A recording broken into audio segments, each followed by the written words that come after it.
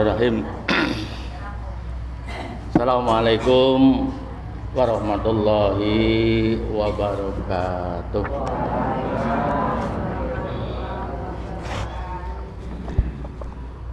Innal hamdalillah nahmaduhu wa nasta'inuhu wa nastaghfiruh wa na'udzu billahi min syururi anfusina wa min sayyiati a'malina.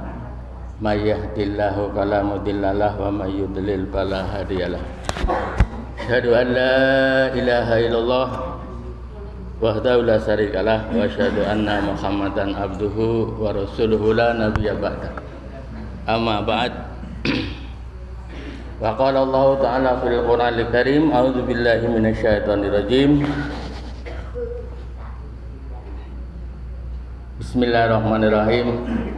Iqra. Bismi rabbikal ladzi khalaq. Khalaqal insana min 'alaq. Iqra wa rabbukal akram. Alladzi 'allama bil qalam. 'Allamal insana ma lam ya'lam. Alaya sadaqallahul azim.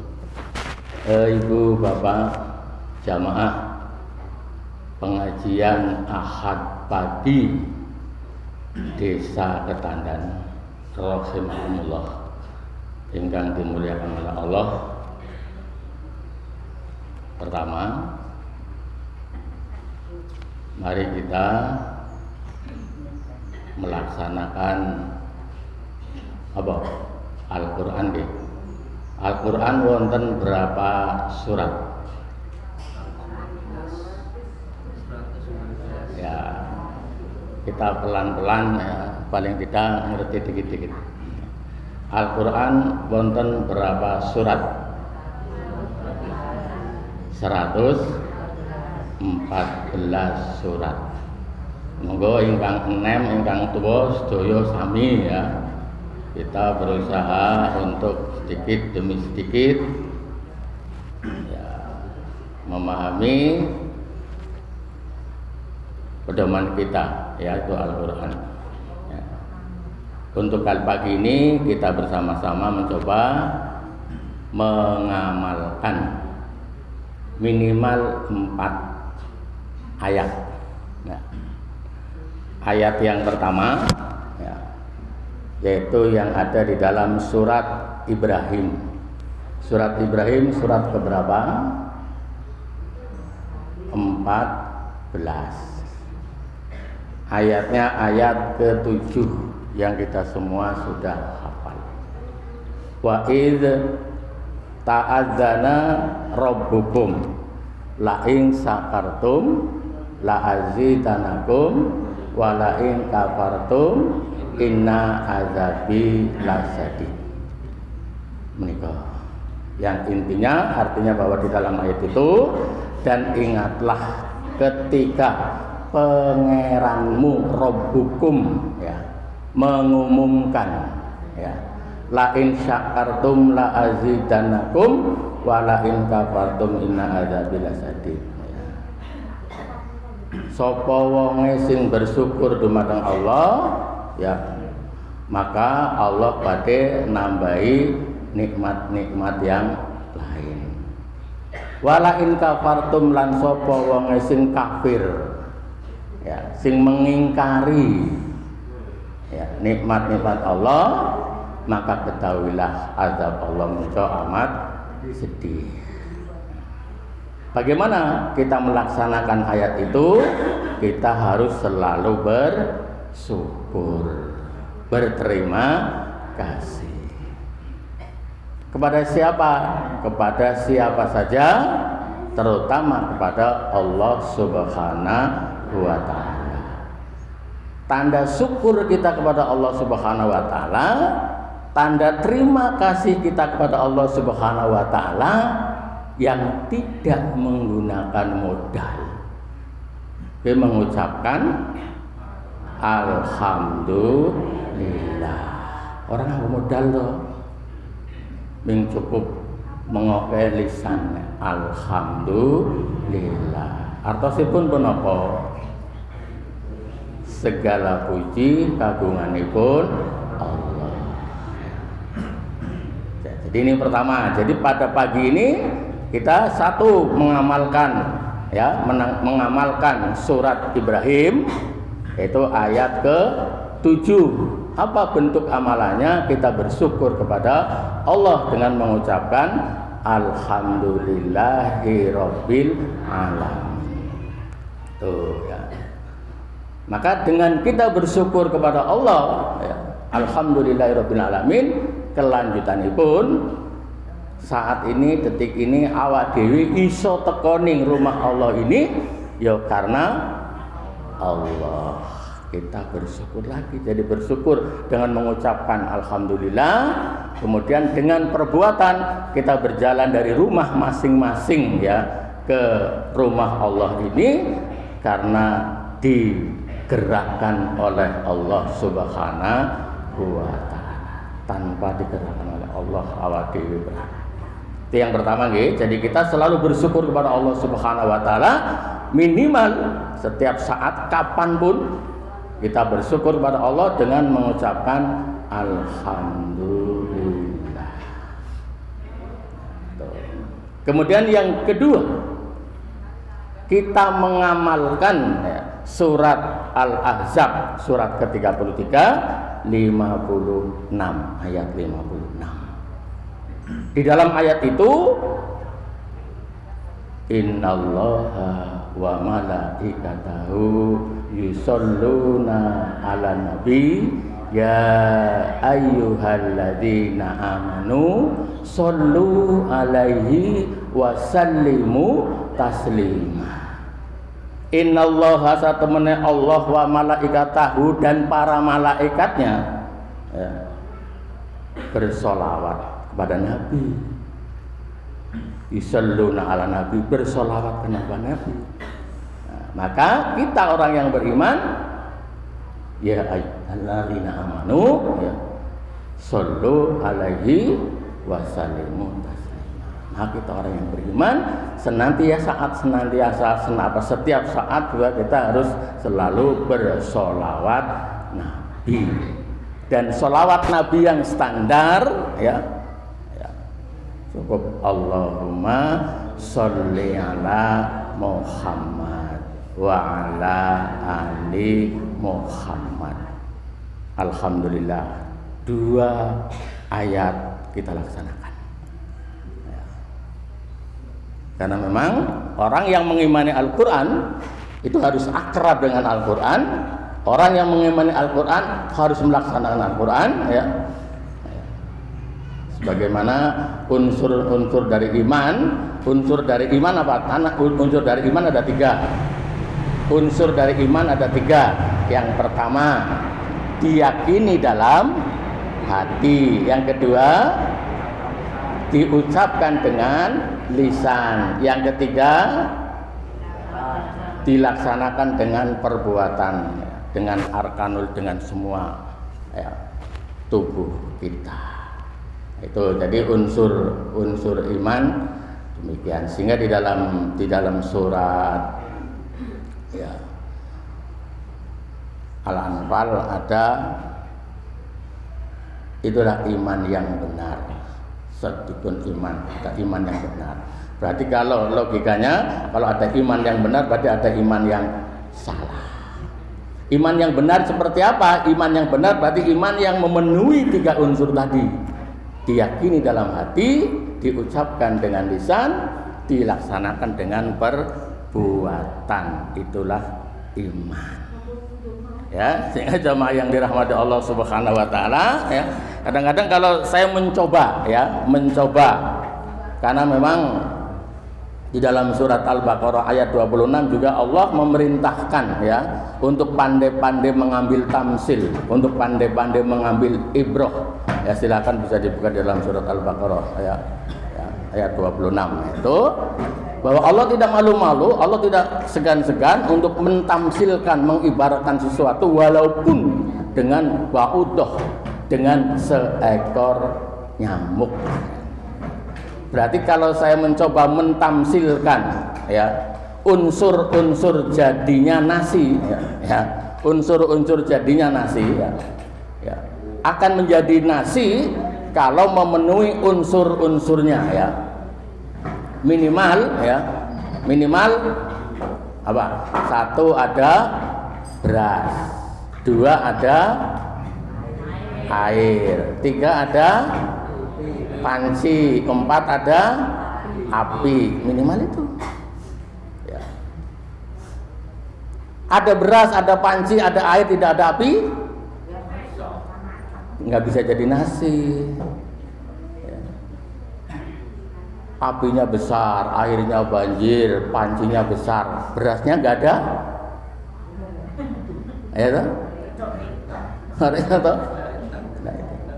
Maka itulah jadinya nasi itu, mau memenuhi unsur itu. Maka mestinya iman yang kita katakan amanu billahi wa rasul, iman kepada Allah dan iman kepada Rasul, 3 unsur tadi diimani, diucapkan, dilaksanakan. Ya, itu. Berarti kalau ada orang yang mabuk iman kemudian tidak melaksanakan, berarti ya kalau di dalam surat Al-Anfal tadi ya imannya perlu dipertanyakan. Ya. Jadi yang tadi pertama kita melaksanakan surat Ibrahim ayat 7, kemudian yang kedua kita melaksanakan surat Al-Ahzab surat ke-33 ayat 50. Bersyukur kepada Allah, kita mengucapkan alhamdulillah. Bersyukur kepada Rasulullah ya, kita menyampaikan sholawat Nabi.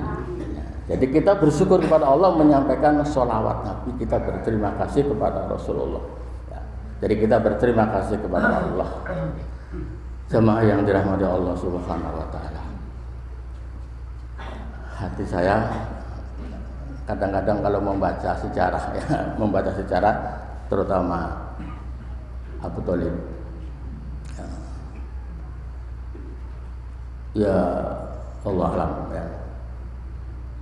Jadi Abu Thalib pamannya Rasul ya, yang dia tahu persis kehebatan Rasulullah, dia tahu persis ucapan-ucapan Rasulullah ya.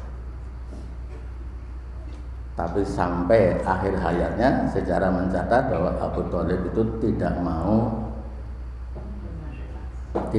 bersyahadat, dalam kata lain tidak mau Islam.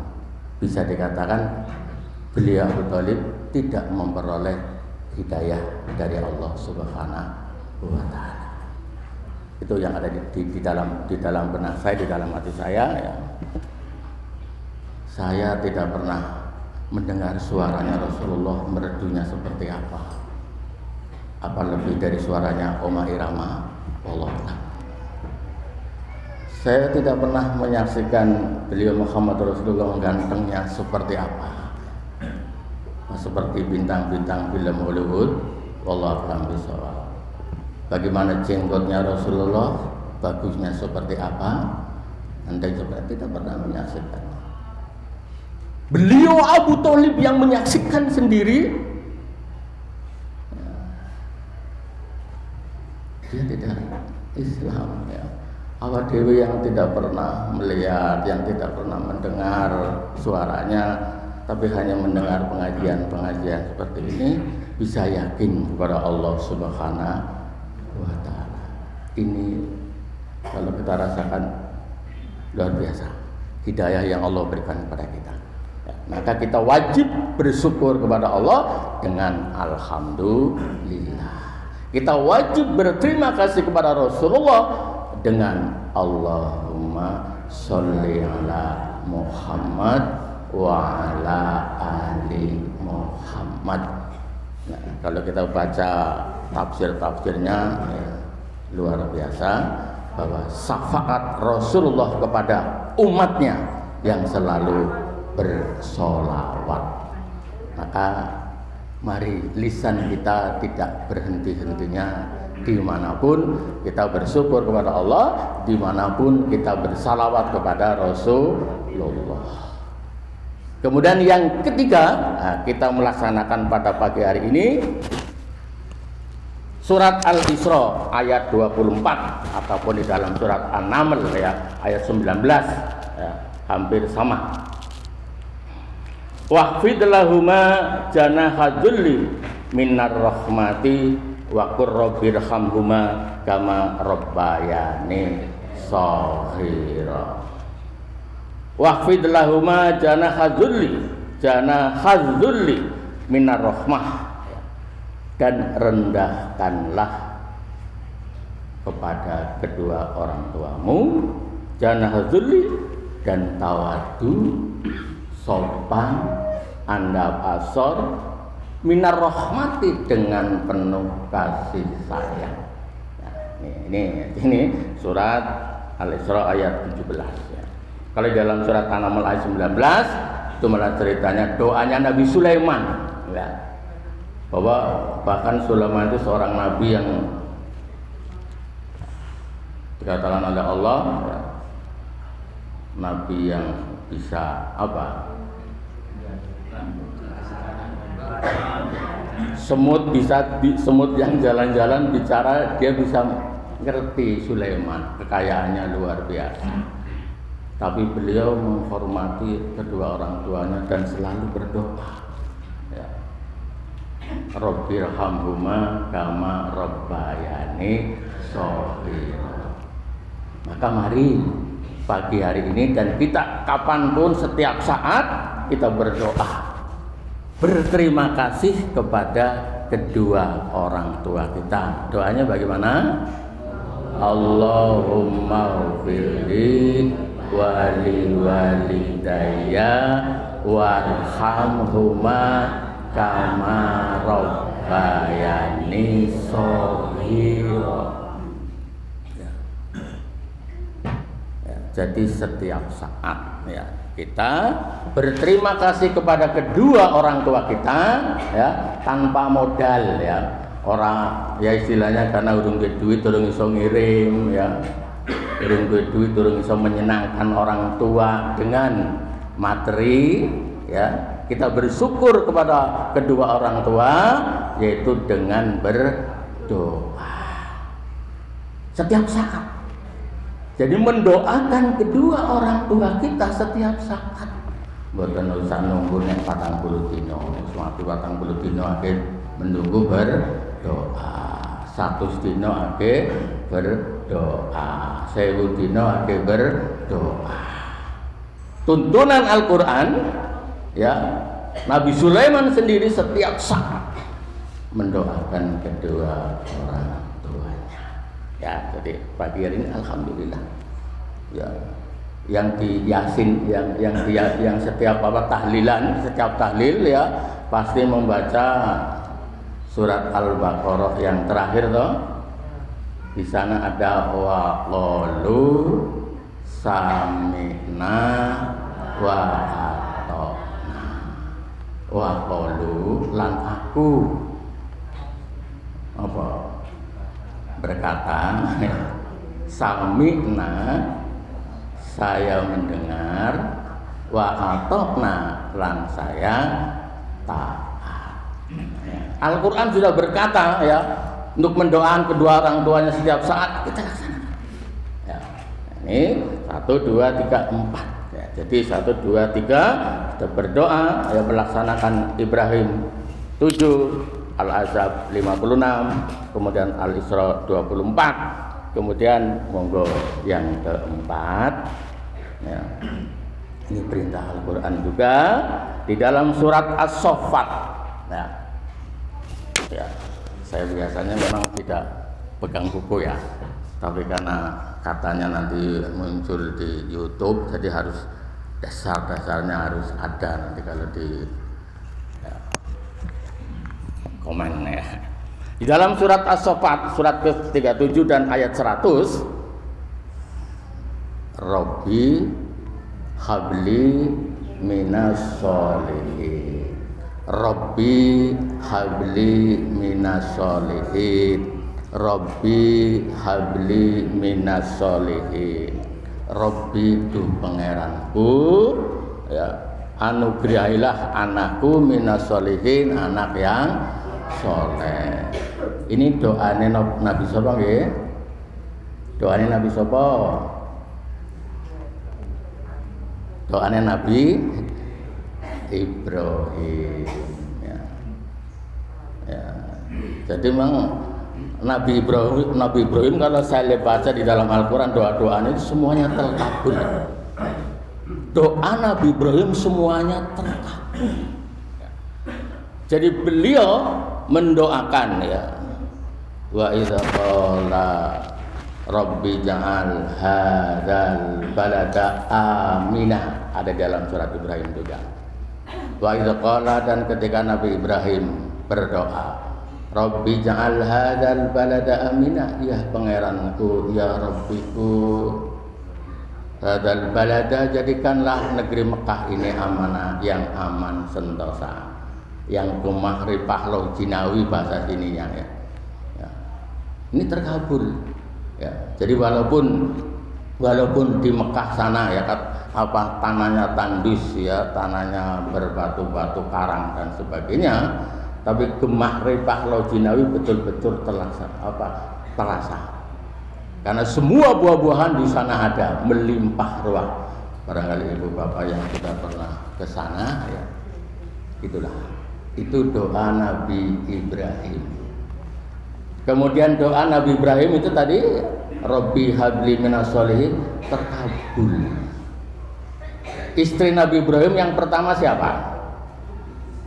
Yang pertama siapa? Sarah, betul. Jadi beliau Nabi Ibrahim suami istri dengan Sarah lama sekali nggak punya keturunan, susah dan sebagainya. Kemudian berdoa ya. Doanya minta keturunan dan keturunan yang soleh. Alhamdulillah terkabul. Sopo? Ismail, Sarah Ismail. Jadi doa Nabi Ibrahim terkabul. Ya. Ya, jadi lama tidak punya anak, kemudian sampai Sarahnya ya menganjurkan kepada beliau Ibrahim ya, karena merasa tidak bisa memberikan keturunan, monggo silahkan bisa mencari istri lagi. Bahkan yang mencarikan adalah istrinya Sarah. Ya. Kemudian setelah berhasil muncul Nabi Ismail, tetap dia berdoa ya. Akhirnya ya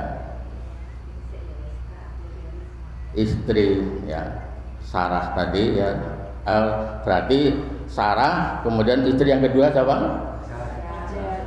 Hajar. Oke, jadi Hajar, muncul Ismail, kemudian Sarah ya yang tadi menyerahkan untuk mencari istri ya, Hajar, muncul Ismail, kemudian Sarah, muncul Ishak. Itu Rabbi habli minas sholihin. Ini kekuatannya luar biasa. Maka silakan ibu bapak semua setiap saat kita mendoakan ya kedua orang tuanya dan mendoakan anak cucu kita. Karena hadirin yang dirahmati Allah Subhanahu wa taala, secara sosiologi Islam itu pada hakikatnya struktur manusia itu memang ada tiga. Hanya tiga. Tahapan ya. Pertama Allah Subhanahu wa taala, yang kedua orang tua, yang ketiga anak. Ya. Walaupun kita semua ini sudah tua, semuanya iya toh? Kita semua sudah tua, tapi semuanya anak. Maka tadi Allah, orang tua, anak. Maka di waktu yang sama awak dewe memohon kepada Allah, ya Allah, kasihanilah kedua orang tua saya. Di mana orang tua saya telah mengasihani aku sejak aku masih kecil. Kita berdoa kepada Allah Subhanahu. Dan di waktu yang sama Rabbi habli minas sholihin, Rabbi habli minas sholihin, ya Allah jadikanlah anak turunan kami anak yang soleh, monggo ya. Ya, jadi Al-Quran yang kita imani kita laksanakan.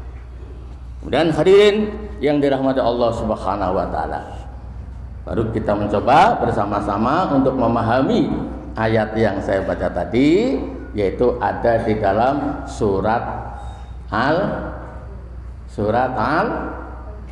apa? Iqra surat apa? Surat Al-Alaq, ya, segumpal darah. Surat Al-Alaq berarti surat yang pertama Allah turunkan.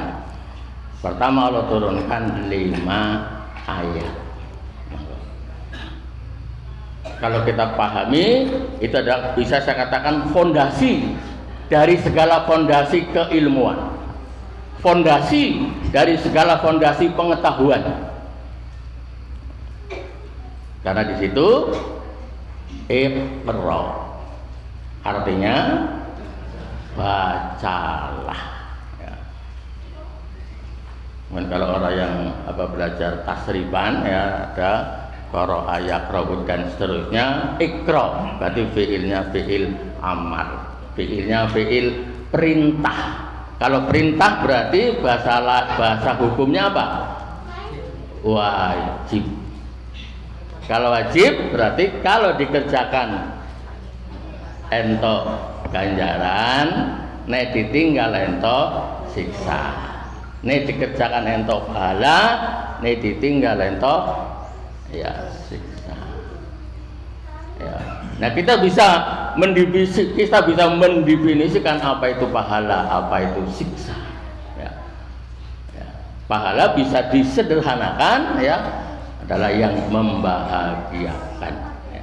Jadi yang membahagiakan. Sedangkan siksa sederhanakan yang menyusahkan. Ya. Sehingga saya terkadang ya mentamsilkan, mengibrohkan, ya.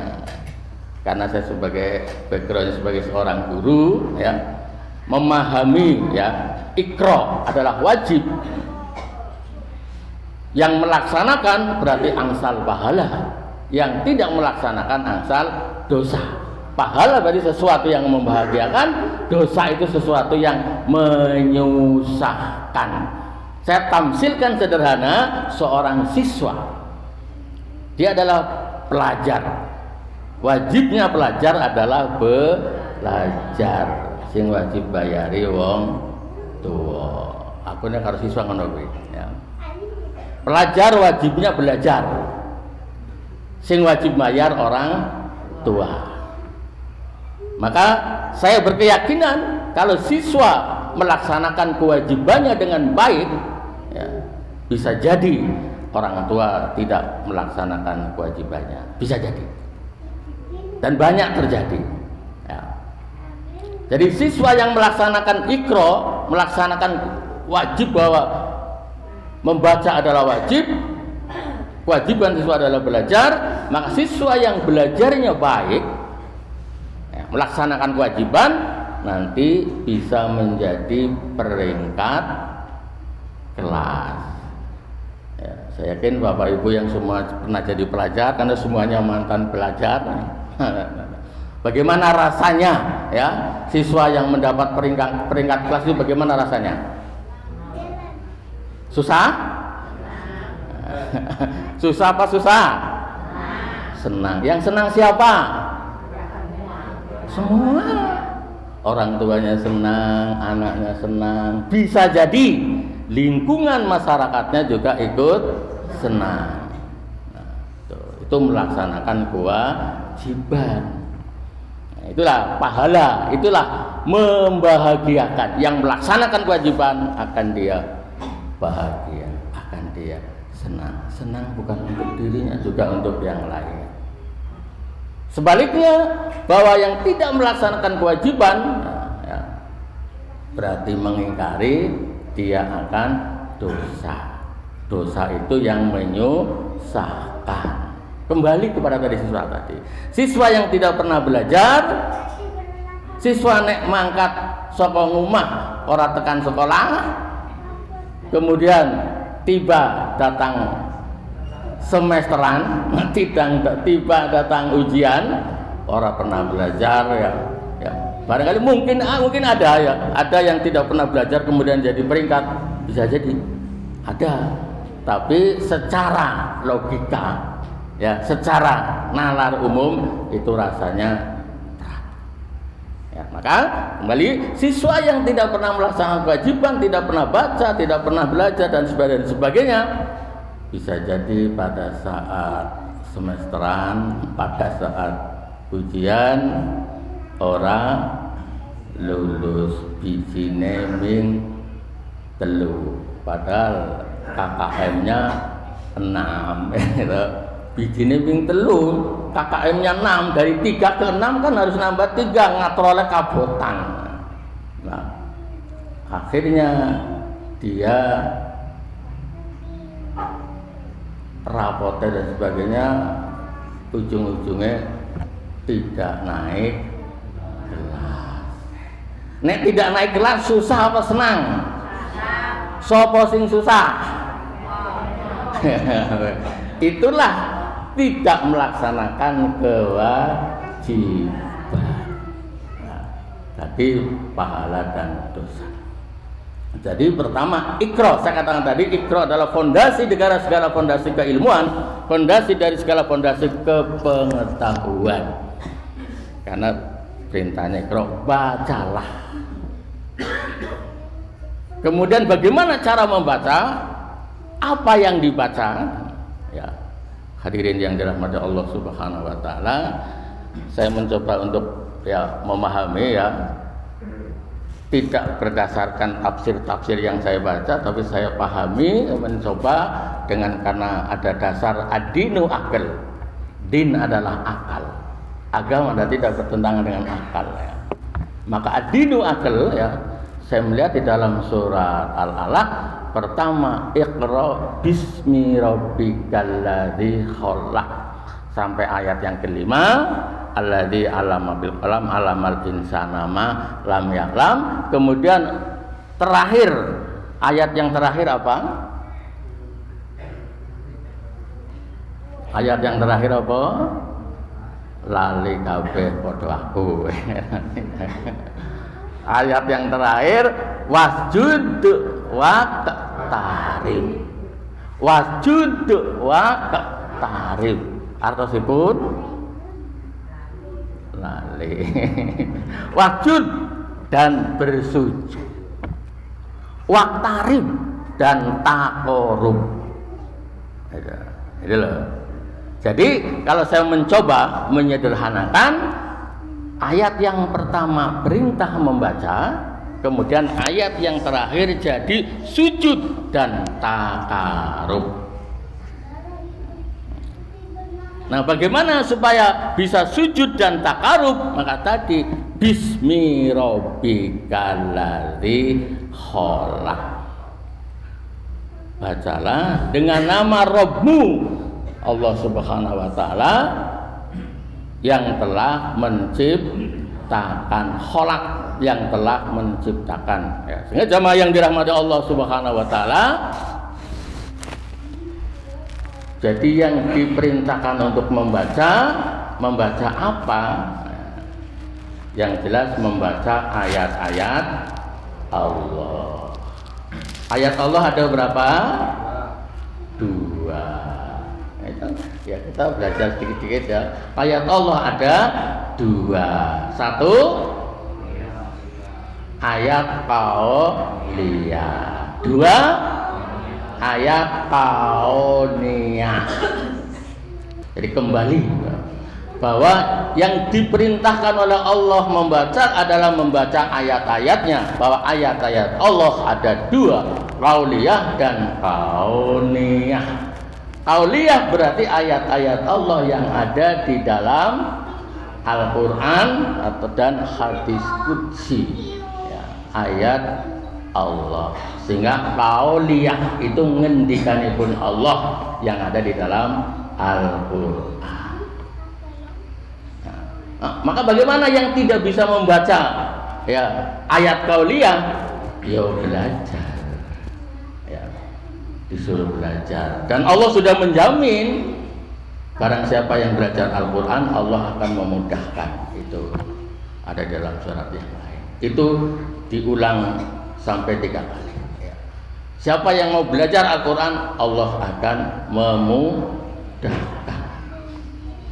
Ini sudah banyak terbukti. Kemudian ayat kauniyah. Ayat kauniyah adalah ayat-ayat yang, atau ayat kauniyah berarti ya ciptaan Allah yang ada di depan kita, yang ada di atas kita, yang ada di kanan kiri kita, yang ada di bawah kita, termasuk kita. Ini adalah ayat kauniyah. Sehingga jamaah yang dirahmati Allah Subhanahu wa taala, ya, antara ayat kauliyah dan ayat kauniyah tidak ada yang bertentangan. Justru ayat kauliyah menjelaskan, ya, ayat-ayat kauniyah. Maka kalau memahami hal itu, maka ya, bisa jadi ya, orang yang belum bisa membaca kauliyahipun Allah, tapi bisa membaca kauniyahipun Allah, ya, dia hatinya akan baik, dia hatinya akan lunak, sehingga akhirnya dia begitu menemui ya seorang ulama atau seorang kiai, dia langsung masuk di dalam hati, langsung memperoleh hidayah. Bisa jadi. Ya. Karena jamaah yang dirahmati Allah Subhanahu wa taala, contoh banyak sekali bahwa ayat Allah yang kauliyah menjelaskan ayat Allah yang kauniyah. Yang sudah hafal semua katakan kullu nafsin dha'iqatul maut. Ada yang belum bisa muni? Ya. Mungkin ada yang bisa berbunyi tapi tidak bisa membaca karena buta huruf Al-Quran. Kullu nafsin dha'iqatul maut itu kauliyahipun Allah. Ada di dalam Al-Quran. Ada di dalam berapa surat? 2 surat saya lihat. Maka orang yang tidak bisa mengatakan kullu nafsin dha'iqatul maut, tatkala tetangganya ada yang meninggal, tatkala keluarganya ada yang meninggal, dia bisa berbunyi inna lillahi wa inna ilaihi raji'un. Tarik kembali, kauliyahipun Allah menjelaskan kauniyahipun Allah. Kauliyahipun Allah ngendika bahwa setiap yang bernyawa pasti akan mati, dan kita saksikan ya, tidak ada orang yang tidak mati. Ya, semuanya akan mati. Kauliyahipun Allah menjelaskan kauniyahipun Allah. Kemudian yang lain misalnya, jamnya bener ya Pak Martono ya? Bener lah sama ya? Jamnya bener Pak? Kurang 10 ya? Wasyamsi wa duhaha wal qamari idza talaha wan nahari idza jallaha والليل إذا يغشاها والسماء وما بناها والأرض وما طحاها ونفس وما سواها فألهمها فجورها وتقواها. Itu kauliyahipun Allah. Surat apa? Surat As-Samsi. Pagi hari ini kita baca sama-sama. Wadduha, demi waktu duha. Kalau tadi wasyamsi wadduhaha, wasyamsi berarti demi matahari, wasyamsi wadduhaha, dan sinar duhanya. Kita sudah menyaksikan. Yang tidak bisa mengatakan wasyamsi wadduhaha karena itu kauliyahipun Allah, kita melihat oh matahari sudah terbit. Ini kita baca. Kauliyahipun Allah. Wasyamsi wadduha, kemudian wal qamari idza talaha, demi qamar, rembulan yang mengiringinya. Tapi awak dhewe orang ngerti ya? Coba, awak dhewe orang ngerti, mungkin kurang mencermati ya. Tapi tatkala ada gerhana itu kelihatan. Wal qamari idza talaha, dan rembulan yang mengikutinya. Maka tatkala kita menentukan awal puasa atau tanggal 1, pasti lihatnya dari barat, ya, dari barat, karena matahari terbenam dari barat. Begitu matahari lewat, di belakangnya qamar, di belakangnya rembulan. Berarti kalau mataharinya sudah ansluk, berarti ya wan nahari idza jalaha, dan siang yang terang, ya, urutannya matahari terbit dengan sinar duhanya, rembulan yang mengikutinya, kemudian wan nahari idza jalaha, demi siang yang sudah terang, kemudian berikutnya wal laili idza yaghsha, dan malam yang menutupinya. Kalau sudah malam menutupi, berarti matahari terbenam. Begitu matahari terbenam, berarti kan sudah gelap, ganti cahaya rembulan, maka muncul ufuk, ya, rembulan di sana, ya, muncul, yaitu penanggalan. Sehingga jamaah yang dirahmati Allah Subhanahu wa taala, ini baru ya Iqra bismi rabbikal ladzi khalaq. Maka jamaah yang dirahmati Allah Subhanahu wa taala, supaya bacaan kita betul-betul wasjud waqtarib, maka tuntunan Nabi kita Muhammad sallallahu alaihi wasallam yang sudah kita sama-sama laksanakan. Sehingga tadi, ya, kita berdoa bersama-sama. Doanya gimana tadi? Raditu billahi robba wa bil islami dina wa bi muhammadin nabiyya wa rasula rabbi zidni ilma warzuqni fahma, amin. Coba, ya, tingkatkan kualitas iman kita, tingkatkan pribadi kita, bahwa itu yang menjadikan bacaan kita nanti, ya, menjadi wasjud waqtarib. Raditu billahi robba, aku ridho Allah pangeranku, wabil islami dina, lan aku ridho Islam agamaku, wabi Muhammadin nabiyya, lan aku ridho Muhammad nabiku, wa rasulah, lan utusan Allah. Kemudian baru Robbi zidni ilma, tu Robbi tambahkanlah aku ilmu, Robbi zidni warzuqni, dan berilah kami rezeki, fahma, dan pemahaman.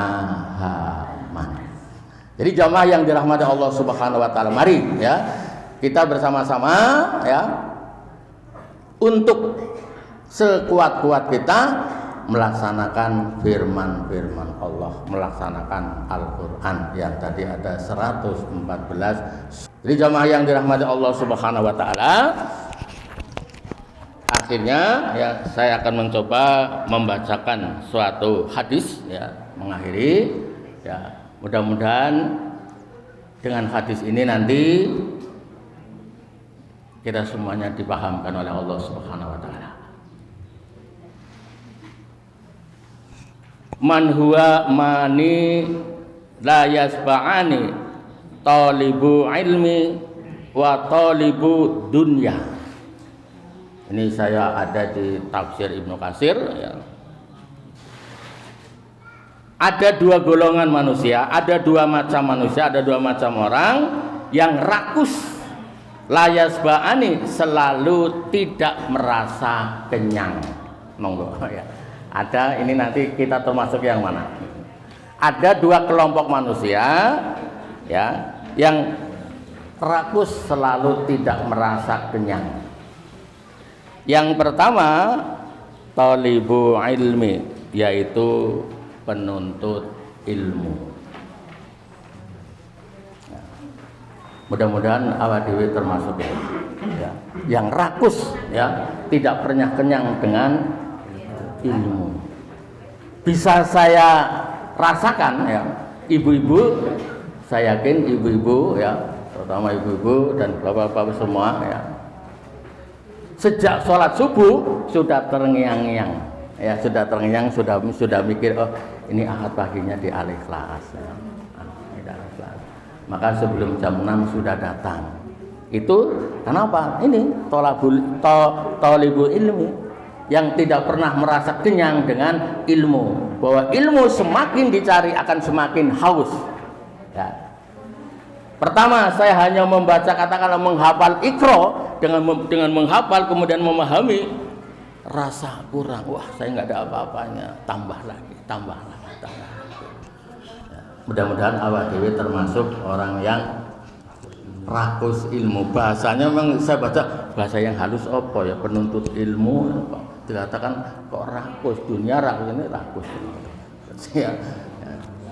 Itu thalabul ilmi ya. Kemudian yang kedua, thalibud dunya, jadi orang yang pemburu dunia ya.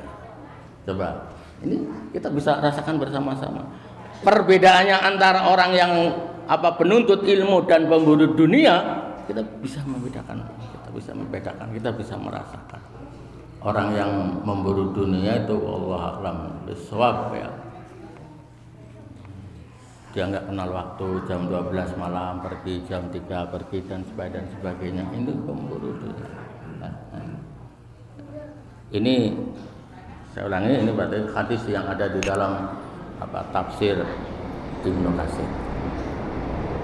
Jamaah yang dirahmati Allah Subhanahu wa taala, sebagai akhir ya, bahwa termasuk di dalam surat Al-Alaq juga ya, pimpinan ranting katakanlah ya, organisasi pengajian 7 masjid ini ya, mencoba melaksanakan bil qalam. Karena pengertian kolam di dalam tafsir terjemahan depan, kolam kalau di dalam bahasa Arabnya kolamun pulpen ya, kolamun pena ya, tetapi tafsirnya maknanya itu adalah tulisan yang dibacakan, bacaan yang dituliskan. Bahasa sederhananya mass media. Mass media itu ada mass media cetak, ada mass media elektronik, dan sekarang eranya era IT, eranya era digital. Berarti digital ya, mass media itu perintah di dalam Al-Quran surat yang pertama. Karena mass media merupakan salah satu kekuatan yang bisa menyebarkan mana-mana. Maka Napoleon Bonaparte ya, ini presiden mana ini? Napoleon Bonaparte, Prancis ya. Beliau pernah mengatakan, saya lebih takut dengan mass media ketimbang 1000 prajurit lengkap dengan bayonetnya yang tajam-tajam. Itu kata Napoleon Bonaparte. Jadi mass media itu merupakan satu kekuatan ya. Jadi alhamdulillah dulu di sini pernah gawe radio mentari. Ya di masjid ini, Al-Ikhlas ini sekretariatnya untuk latihan anak-anak siaran.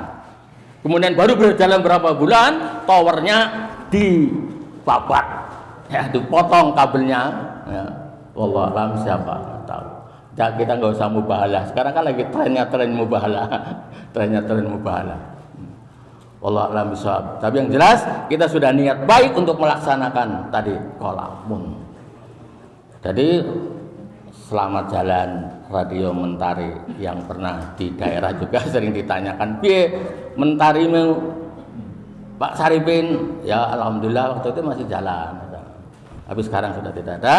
Sekarang sudah zamannya IT. Alhamdulillah kita mencoba ya. Kita mencoba. Sekarang zamannya IT, kita mencoba dengan website, dengan channel. Ya, channel yang sudah saya coba buat adalah channel Ayo Ngaji. Ya, ini udah lama itu sudah buat. Maka ibu-ibu monggo ya, nek ngaji tekan ngarep sih ya, sing rapi, ngene di shooting ketok ngono. Ya, di shooting ketok. Oh, kayak Mbak Mur, oh kayak Pak Nasir, Pak Mahfud ketok ya. Ya. Dan kalau sudah masuk ya di digital ya akan berlanjut. Maka mohon doanya kepada jamaah pengajian Ahad pagi Desa Ketandan. Kita selalu berdoa mudah-mudahan Allah menambahkan ilmu kepada kita, menambahkan kekuatan kepada kita, sehingga kita nanti akan insya Allah di akhirat nanti akan bersama-sama di surga pun Allah lewat kuliah Ahad pagi. Demikian yang bisa saya sampaikan. Mudah-mudahan ada manfaatnya khususnya kepada pribadi saya dan kepada jamaah yang berbahagia. Subhanakallahumma wa bihamdika asyhadu an la ilaha illa anta astaghfiruka wa atubu ilaik. Assalamualaikum warahmatullahi wabarakatuh.